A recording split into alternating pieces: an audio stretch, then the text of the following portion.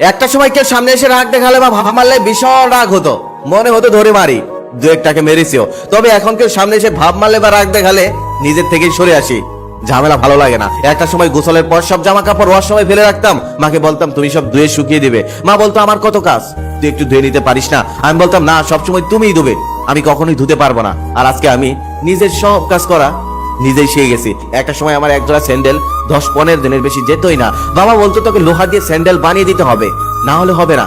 আর আজকে আমার একজোড়া স্যান্ডেল 1 বছরের বেশি সময় পার হয়ে যায়, তারপরেও চেঞ্জ করা হয় না। একটা সময় আমার একটা পুরনো কাপড় মা যদি কাউকে দিয়ে দিত, বাড়ি মাথায় তুলে ফেলতাম। আর আজকে আমি সবার জন্য কাপড় কিনি, তবে নিজের জন্যই কিনা হয় না। একটা সময় একটা কলম, একটা চকলেটের জন্য ঝগড়া করতাম, এখন আর ওইসবের প্রতি কোনো ফিলিংস আসে না। সময় মানুষকে পাল্টে দেয়, সময় মানুষকে ধীরে ধীরে পরিবর্তন করে দেয়, সবকিছু স্মৃতি হয়ে যায়। একটা সময় নিজের করা কাজগুলো মনে পড়লেই নিজের কাছে হাসি পায়। চঞ্চলতাও মানুষকে চলতে শিখিয়ে দেয়। সময় কত সহজেই কেটে যায়, তাই সময় নিয়ে কখনোই গর্ব করবেন না।